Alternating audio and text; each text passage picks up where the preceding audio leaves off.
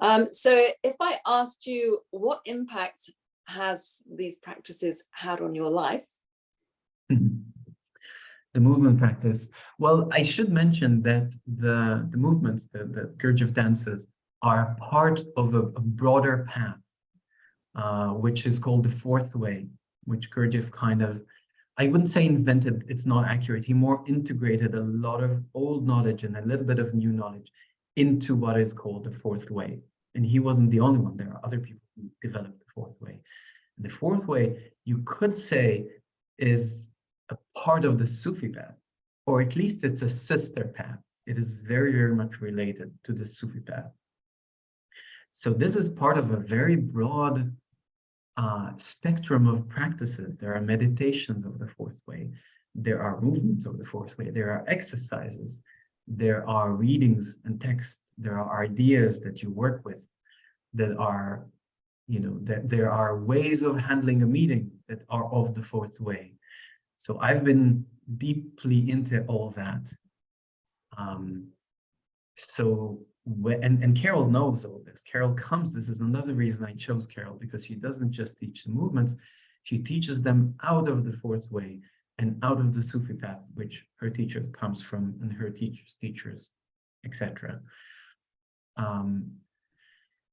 So this, if you really go into it, it changes everything you do.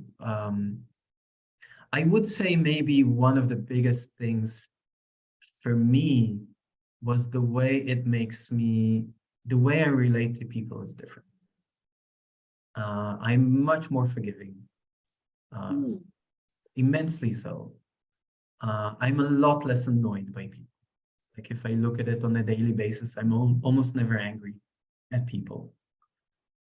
Less at myself as well, which is always a challenge. I definitely learned to make mistakes more gracefully without being upset. I can make a mistake and I can kind of say, okay, that's fine. The movements teach you that, because you make a lot of mistakes, but you keep meditating. So you learn how to make a mistake and move on, make a mistake and move on, just keep trying and enjoy it. You learn how to do that. And you learn to work with other people. You learn to be compassionate for their limitations and their differences and different perspectives. The fourth way and the movements really teach you that. That's one, I guess, big thing. The other is connection with the body. You develop a much, much deeper connection with just the way you sense yourself. It's much easier for me to, within like this, sense my body. Like throughout the day.